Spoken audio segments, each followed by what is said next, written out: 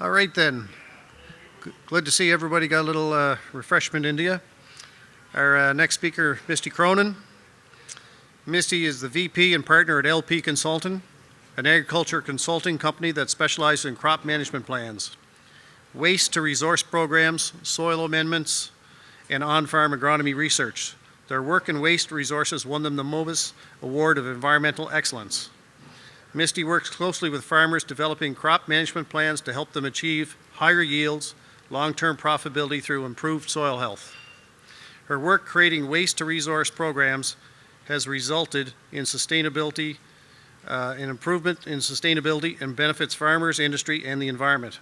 Raised on a cow-calf beef operation, she spent her lifetime working in agriculture. She has experience working throughout Atlantic Canada, Ontario, and Alberta. Please welcome Misty.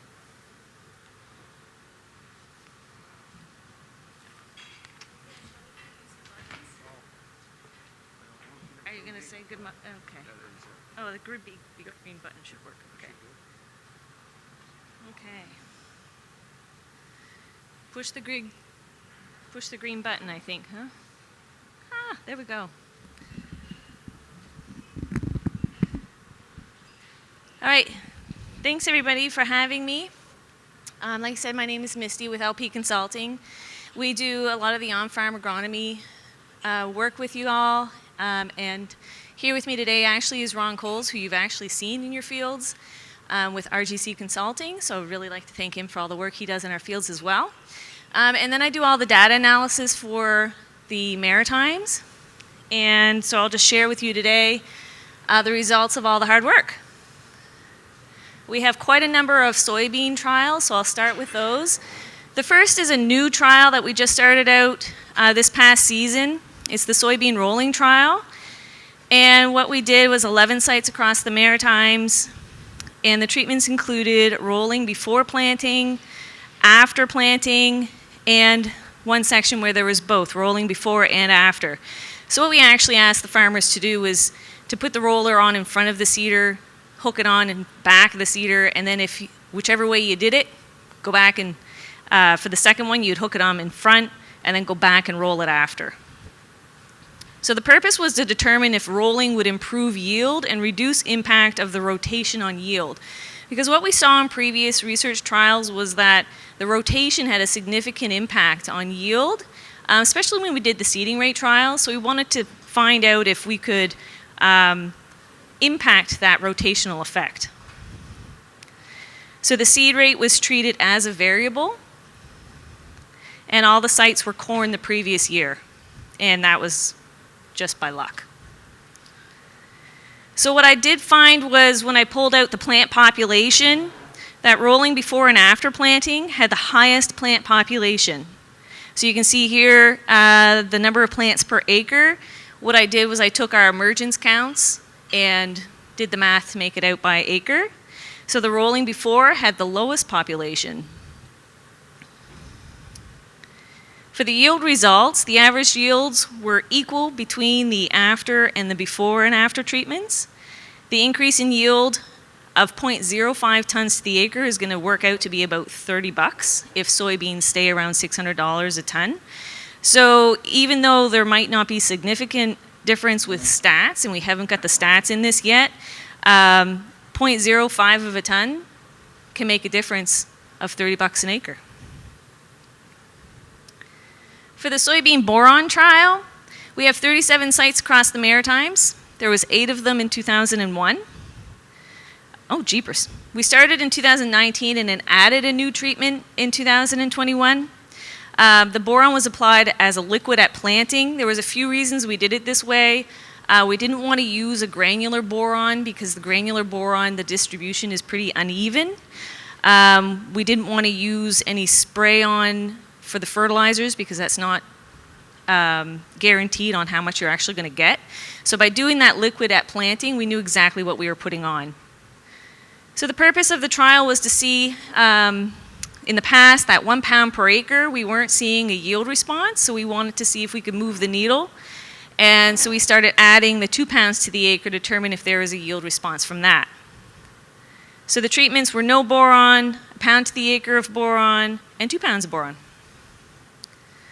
So for the yield results, the 2 pounds per acre treatment, there was no statistical difference in 2019 and 2020. The 2 pounds per acre was only 8 treatments, so I didn't include it on this slide because last year was an incredible yield. And when I put the yields up for the 2 pounds per the acre, it looked like the 2 pounds of boron added 2 tons or 1.5 tons to the acre. And it was like, okay, no, that's not right. So we didn't want to show any false hope on that one, so we just stuck with the 2019 to 2020 results. So once we get this year, 2022 in there, we'll have 2 full years with the 2 pounds to the acre of boron, and we'll be able to better compare. When I looked at the test weight for this treatment, there was a small increase in test weight from boron. However, the stats will show that it's likely not significant. For the nitrogen sulfur trial, the treatments were 0 nitrogen, 0 sulfur, 30 pounds of nitrogen, 30 pounds of sulfur, 60 pounds of nitrogen, 30 pounds of sulfur, and 0 nitrogen and 30 pounds of sulfur. The sulfur was all applied as a sulfate. The trial started in 2018. I don't know why these are going all weird. And there was 34 sites across the Maritimes. So obviously the purpose of this is to see if sulfur is going to impact yield, if nitrogen is going to impact yield, and of course if the sulfur is going to make a difference on its own.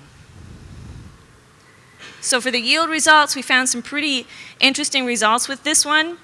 The 60N and the 30S had the highest yield, followed by the 30N and the 30S.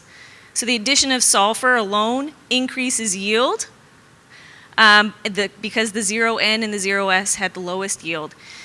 So a lot of farmers will ask me why I recommend nitrogen in front of soybeans, and that's because soybeans don't start nodulating until first flower. So I want to have something in the ground there for them to get up to that first flower stage, and you can see that the 30N and the 60N does make an impact. Yeah?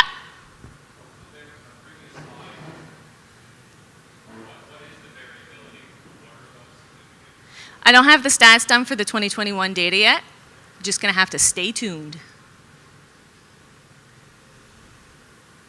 Protein results.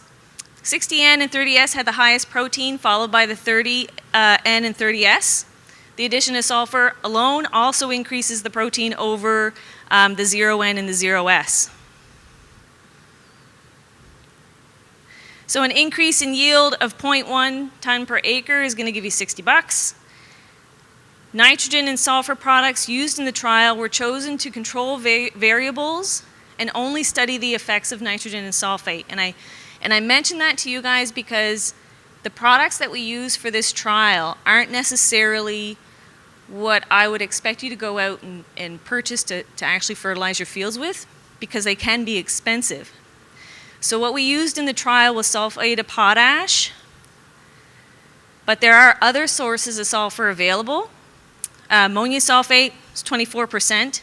So if you put on 140 kgs per hectare, you're going to get 34 kgs of sulfur. You're also going to get nitrogen with that. Wood ash is another consistent source of sulfur.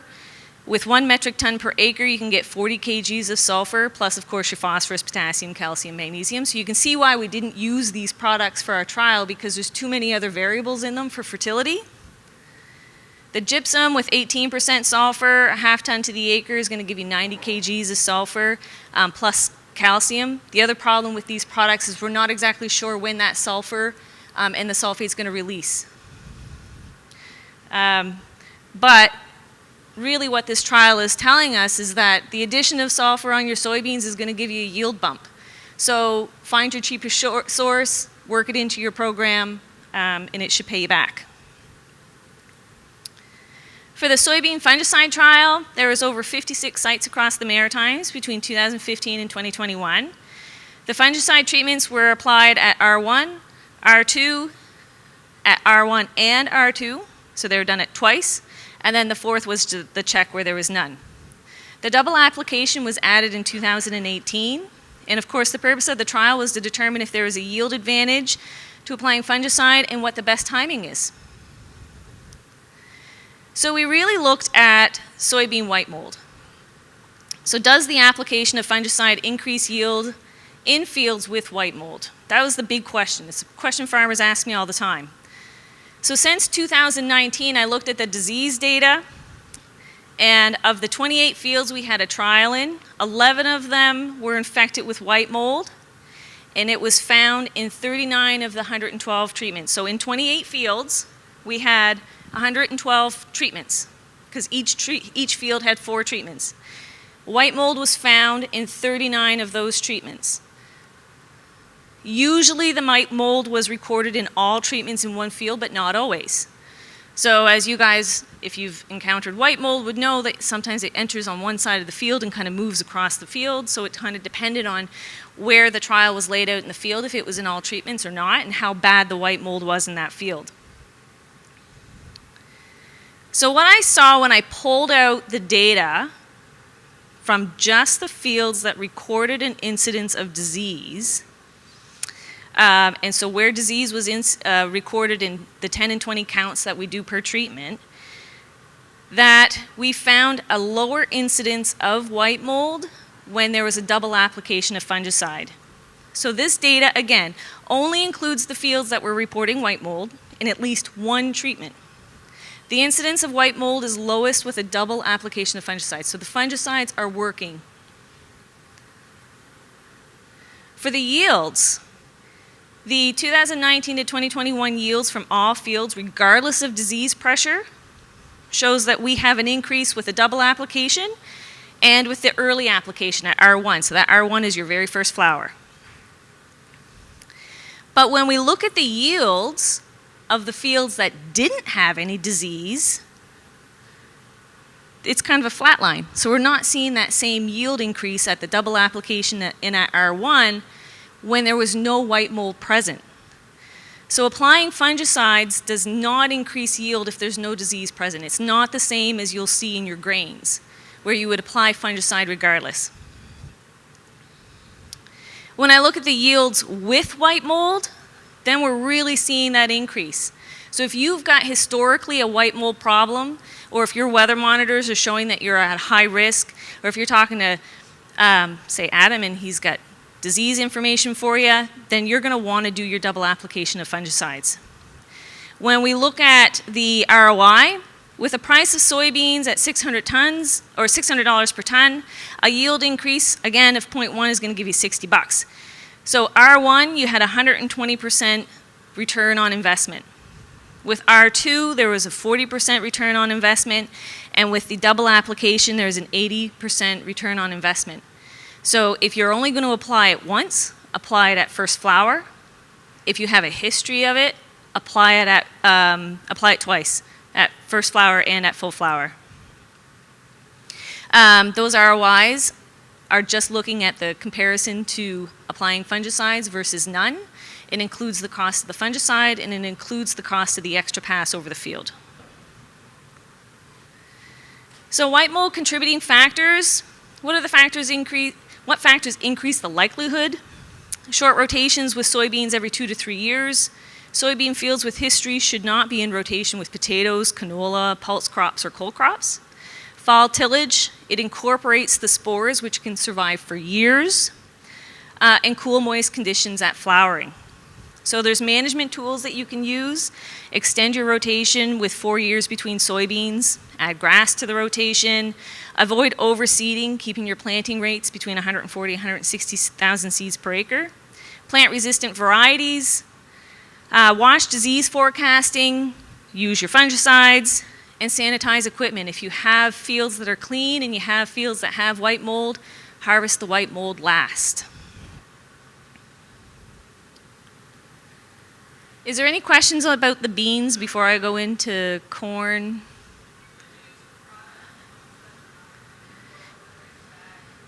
The products used, Stratego Pro, Acapella, and Triva Pro, I think. Any other questions on the beans? Corn. Corn Boron Trial. We updated this one. We added 2 pounds to the acre for the corn trial as well. we eliminated the sulfur. So it's basically the sulfur boron trial. We took out the boron, or took out the sulfur and decided to concentrate on the boron to see if we could get that to move. So there was no boron, 1 pound and 2 pounds, and the boron was applied in the top dress.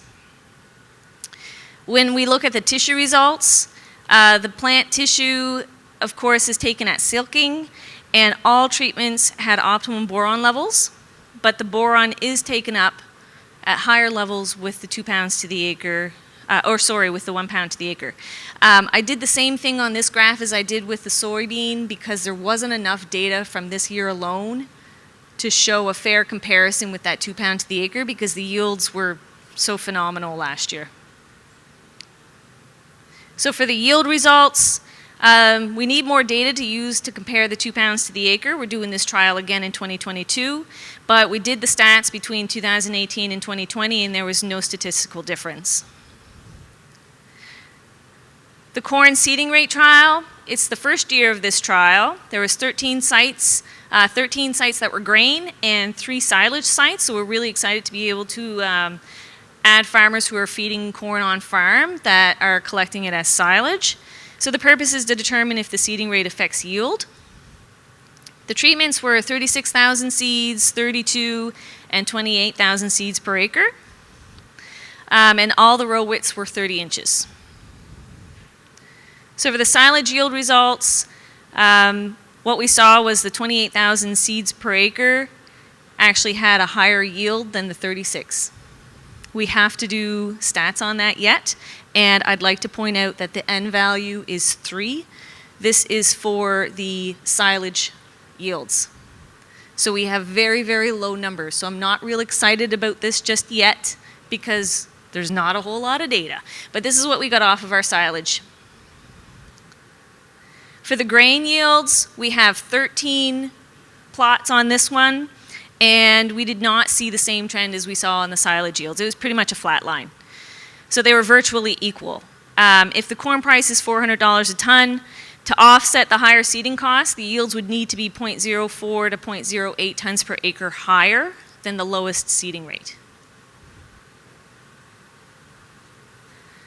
Any questions on the corn? Yep.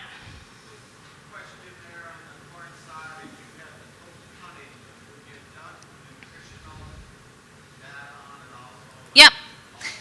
So when we send in all of these results, the grain obviously goes to get the test weight protein done. What we did for the corn silage is we sent it out for a silage analysis. I looked at the ADF, NDF, crude protein. It was virtually all the same. The starch, I don't know if the starch was tested on that or not. And I know that's a big one for feeding. But we do have the lactating and maintenance for the digestible energy. So that's in there as well.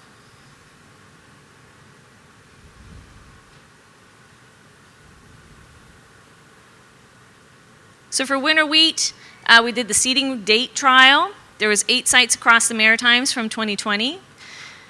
Early seeding and 2 late seedings. The trial will determine if increasing the seeding rate will offset the late seeding date.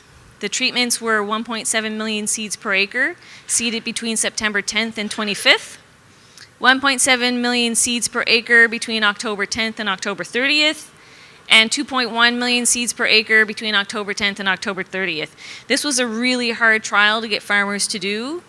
We left a small section, an acre section, for the late seeding at the entrance of the field, and I got phone calls and phone calls and phone calls. Can I go now? Can I go now? Can I go now? It's going to rain. Can I please seed this field? It's a hard one to get in because if you have the window to plant early, we all want to plant early, and Aaron even told us we're not going to be surprised by the results. If you plant early, you will get a higher yield. So plant early. Planting 2.1 million seeds per acre did increase the yield from the 1.7 when seeded late, but it didn't increase it to the amount of the early seeding. When we did the tiller counts, 1.7 million seeds seeded early had more tillers. Shocking. The head counts were highest in the early seeding and lowest in the late seeding with the high seeding rate. The other thing I looked at too with this was the head counts. Yeah, the bottom table there. When I looked at the head counts the following year, what that captures is if there was any spring tillers that produced a viable head, and really you're not seeing that. It's the fall tillers that really are what's going to give you your yield. For barley, we did a nitrogen timing trial, looking at application timing and source of nitrogen. There was 24 sites across the Maritimes from 2019 to 2021. The statistical analysis was completed up to 2020, but not 2021 yet. All treatments received 80 pounds of nitrogen, urea all at planting. We had 40 pounds at planting and then 40 pounds just before stem elongation. Then the urea ESN is a 60% mix of urea, 40% ESN, and that was all put at planting. We had a non-leaching agritane, a DCD, coated urea all at planting. Oops. And that was our fourth one. So for the yield results, since 2019, the non-leaching agritane and the ESN had higher yields than the urea at planting, but not enough to offset the additional costs. For protein, the urea at planting actually had the highest protein, followed by the non-leaching agritane. Tissue results, the plant tissue samples were collected prior to flowering. Non-leaching agritane and the ESN had the highest nitrogen tissue levels. So this shows that the products work, but they're just cost prohibitive right now.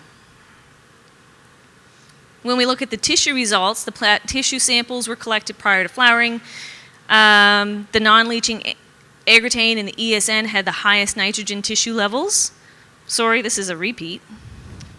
Return on investment or loss, and the or loss is an important part here. Since 2019, non-leaching agritane and ESN treatments had highest yield, not enough.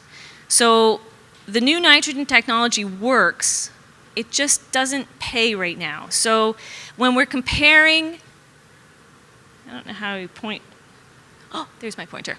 Okay, so what I did for the loss on investment is I took the 80 pounds as our base. So this is our normal. And then I looked at what the additional cost of was the fertilizer, the crop value, that's based off your tonnage, and there's your net return. So I compared the net return to our base of 80 pounds at planting. And that's how I got the loss on investment.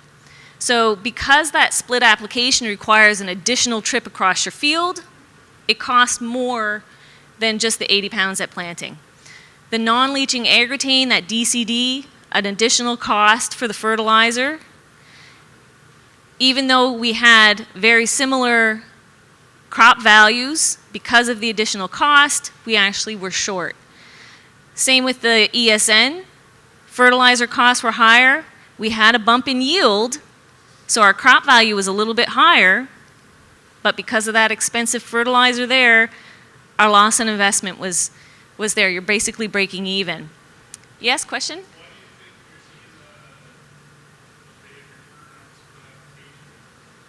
Why do I think I'm seeing the what?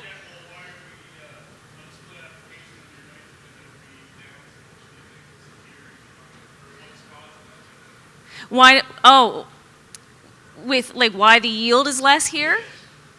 I think once we get more data, it's going to be interesting to see how the stats work out that, because the stats take into account what the season was like, right, Aaron? So then that year-to-year variability is going to be captured on how much rain was there and. Yeah. So that, and same with even looking at the non-leaching agritane, that works really well if we have a wet season. Same with ESN. If we have a cold season, then you're going to see a bigger increase from your ESN or a bigger impact from that ESN holding on to the nitrogen. So once the stats come through with that, it'll be interesting to see what the yearly effects were when we take into account seasonality. The biggest thing about this is if we see more and more policy coming through on nitrogen management, putting it right product, right time, right place, all the 4 R's, protecting our nitrogen. We know we should. Our yields are showing that we can see an increase if we protect our nitrogen. But if the price of these products stays high, then we still have to be able to make money. Farmers still have to be profitable. We can't expect you guys to take a 2% loss because you're protecting the environment. So I think this is a really important message when people are creating policy around how farmers are utilizing nitrogen, that we have to be aware of what we're asking farmers to do. Because I don't think it's fair to ask farmers to take a 2% loss to use ESN, or a 4% loss to use DCD. Yeah? And different heat levels?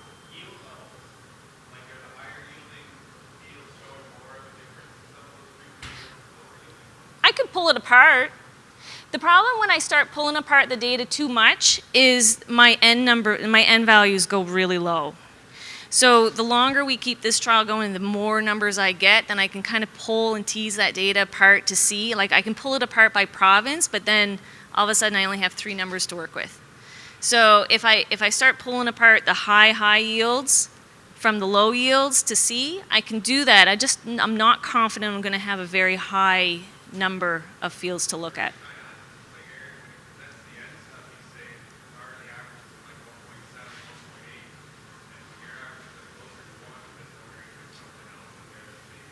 Yeah. And we have all the soil data for this too, so we can pull it, we can look at how the pH is affecting things, we can look at how the background phosphorus levels are, what the background potassium levels are, we can look at regionality, we can pull all of that apart when we start playing with the stats. Yeah.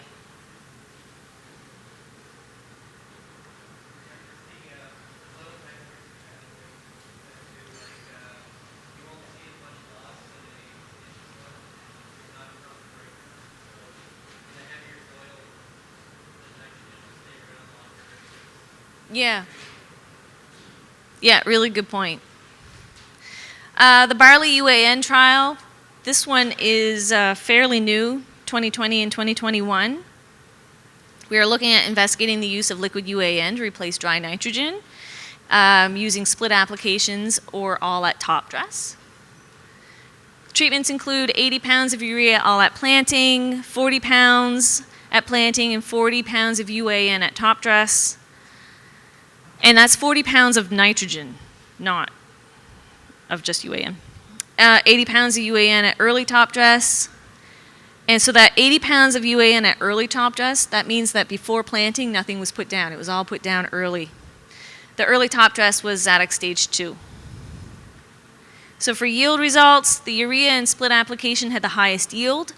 The UAN all at top dress had the lowest yield. So it's good to put something down at planting.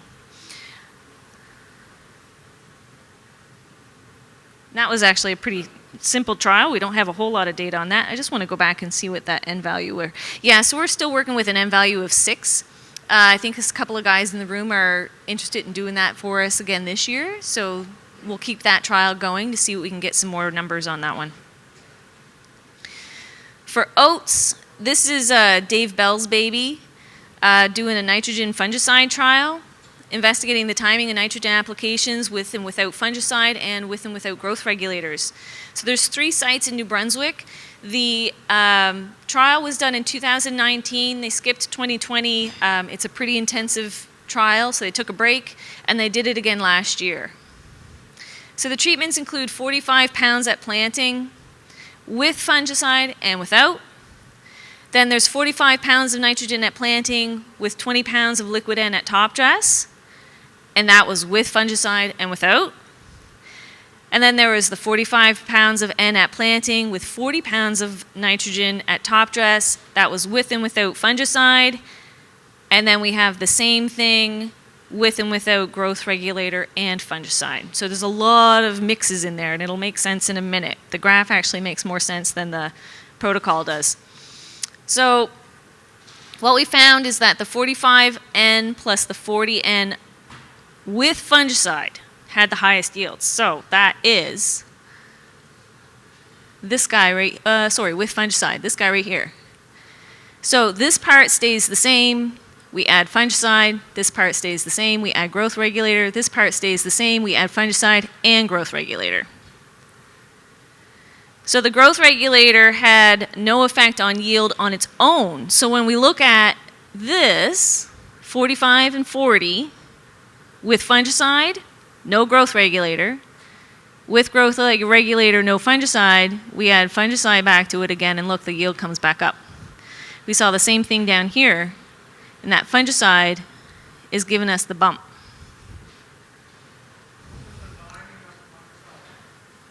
That is a really good question, and I'm pretty sure I had the answer to that 2 days ago, but I forget. I'm too young to forget. I'm not that young. Look, I had this whole presentation in my mind. I can't remember one thing. Yeah, we'd have to ask Alan or Dave that question, because I can't remember. I know that the fungicide timing and the growth regulator were very similar. So then they asked if I could do a return on investment for this, which was complicated. So when I compared the net returns, the 45N with the 40 top dress and the fungicide had the highest return compared to the 45 only. So what I was looking at was this as the base, and I compared everything to it. So of course, the treatment cost for just putting down 45N at planting is going to be the lowest, but it didn't have the highest yield either.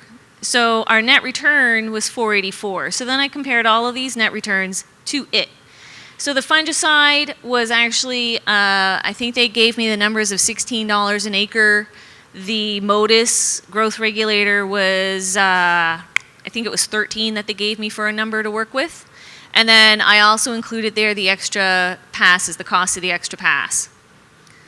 So this one would have had the 45 with one extra pass with the fungicide. This would have had one extra pass with top dress, and so on and so on. So when we come down and look at that 45 with the 40N top dress and fungicide, we were seeing the biggest return on investment there. And then just the top dress alone with that 20N there. The growth regulator, we didn't see it come out ahead, but the N value on this is very, very small. It's 3. It's very, very, very, very, very small. So take that into account when you look at this data. But from the work that Aaron's done and AFC has done, you can see that, and that you guys have done with your yen, that the growth regulator can have an impact, that the fungicide definitely does. And that's all I've got for you. Any other questions? Yes?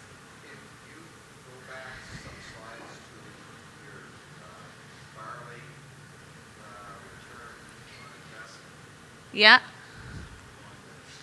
Oh, jeepers.